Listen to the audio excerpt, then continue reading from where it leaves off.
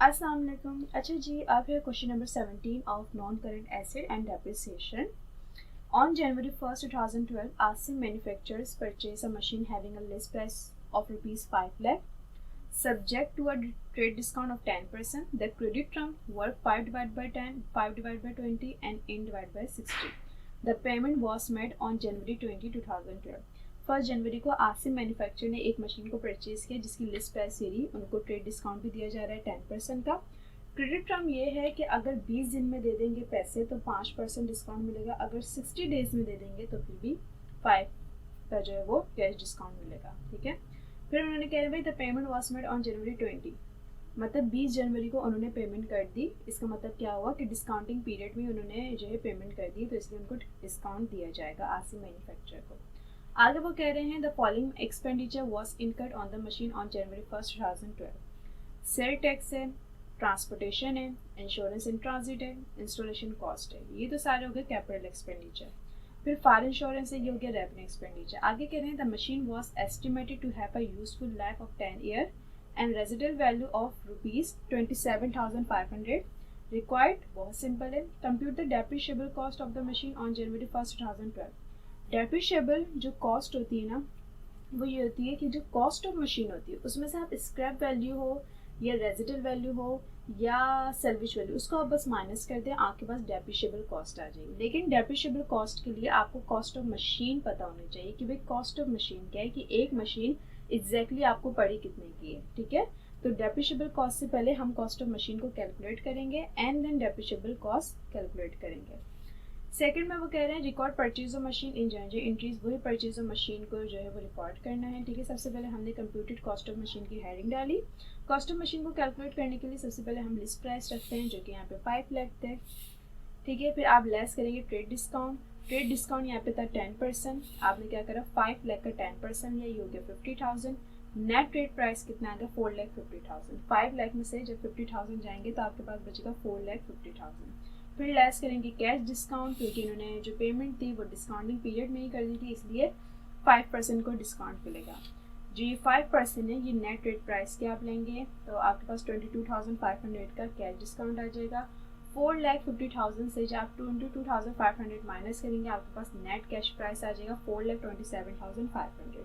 ठीक है, इसके बाद सेल टैक्स आ गया। सेल टैक्स जो है वो ऐड होता है, लेकिन ये जो परसेंटेज है 16% ये किसकी लेंगे, नेट कैश प्राइस की लेते हैं। एड सेल टैक्स 4,27,500 का जो है वो नेट कैश प्राइस है, सो हम इसका 16% ले लेंगे। ये सेल टैक्स आ गया 68,400। आप इसमें ये ऐड कर देंगे, ये इनवॉइस प्राइस आ जाएगी 4,95,900। फिर ऐड करेंगे आप कैपिटल एक्सपेंडिचर। कैपिटल एक्सपेंडिचर में हमारे पास जो है वो ट्रांसपोर्टेशन इन है, इंश्योरेंस इन ट्रांजिट है, इंस्टॉलेशन कॉस्ट है। ठीक है, ये तीन जो है वो कैपिटल एक्सपेंडिचर है। बस सेल टैक्स को जो है वो आप अलग से जो है ऊपर ऐड करते हैं, इसमें नहीं लिखते हैं। ठीक है, transportation in 10,000, insurance in transit 5,000, installation cost 15,000। आपने इन तीनों को प्लस किया, आपके पास टोटल कैपिटल एक्सपेंडिचर आ गया 30,000 के। इनवॉइस प्राइस में आप 30,000 को ऐड कर देंगे, ये आगे कॉस्ट ऑफ मशीन 5,25,900, ये कॉस्ट ऑफ मशीन है। ठीक है, अब जाके हम डेप्रिशिएबल कॉस्ट कैलकुलेट करेंगे। ठीक है, डेप्रिशिएबल कॉस्ट जो है वो इस तरीके से कैलकुलेट की जाएगी। ये आपने हेडिंग डाली कंप्यूटेड डेप्रिशिएबल कॉस्ट की। Depreciable cost is equal to cost minus residual value. ये फॉर्मूला है डेप्रिशिएबल कॉस्ट है कि कॉस्ट में से आप रेजिडल वैल्यू माइनस कर दे। रेजिडल वैल्यू हो, स्क्रैप वैल्यू, सेल्वेज वैल्यू, ये तीनों एक ही नाम है इनके। ठीक है, सो डेप्रिशिएबल कॉस्ट, भाई कॉस्ट क्या थी, ये जो कॉस्ट रखेंगे कॉस्ट ऑफ मशीन रखेंगे। ठीक है, जो हमने खुद से कैलकुलेट करी होगी या कभी कभार क्वेश्चन में गिवन होती है, जैसे कि हमसे डेप्रिसिएशन एक्सपेंस अगर पूछते हैं, ठीक है ना, तो कॉस्ट खुद जो है वो कैलकुलेट करके दे देते हैं, तो वो कॉस्ट और ये कॉस्ट सेम ही होती है। ठीक है, अभी तो क्वेश्चन में गिवन नहीं थी, हमने खुद से कैलकुलेट करी है 5,25,900, ये कॉस्ट हम रख देंगे। ठीक है, इसके बाद जो रेजिडल वैल्यू थी वो 27,500 की थी, जो कि यहाँ से माइनस हो जाएगी। ठीक है, जब हमने इस कॉस्ट में से रेजिडल वैल्यू को माइनस किया हमारे पास डेप्रिशिएबल कॉस्ट आ गई 4,98,400। बस ये डेप्रिशिएबल कॉस्ट कैलकुलेट करने का तरीका होता है। ठीक है, अब थर्ड जो रिक्वायर्ड थी वो थी जनरल एंट्रीज। ठीक है, जनरल एंट्रीज के लिए आपने कॉलम्स वगैरह ड्रॉ करना है।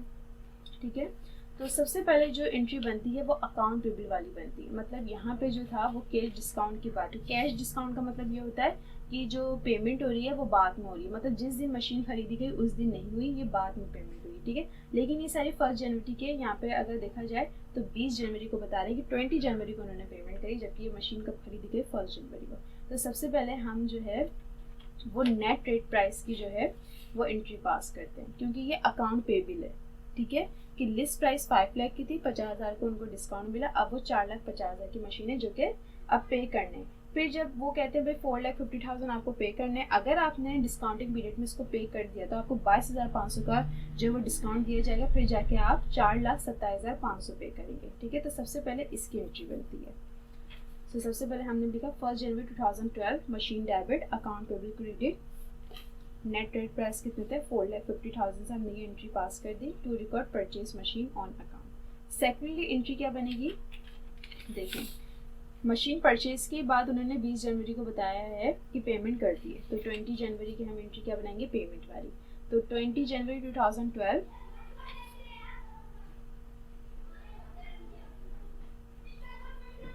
अकाउंट पे भी कितने का था, 4,50,000 का। अब ये पे हो रहा है तो ये कहाँ चल जाएगा, डेबिट साइड पे, और उसी अमाउंट से 4,50,000 से। लेकिन हमने कैश कितना लिया, देखो अकाउंट पेबल हमें कितना करना था, 4,50,000 का, लेकिन हमने कैश प्राइस कितना है हमारे पास, 4,27,500। तो कैश हमारे पास से जो गया वो 4,27,500 का गया। तो ये जो डिस्काउंट है ना, ये मशीन के नाम से ही आ जाएगा,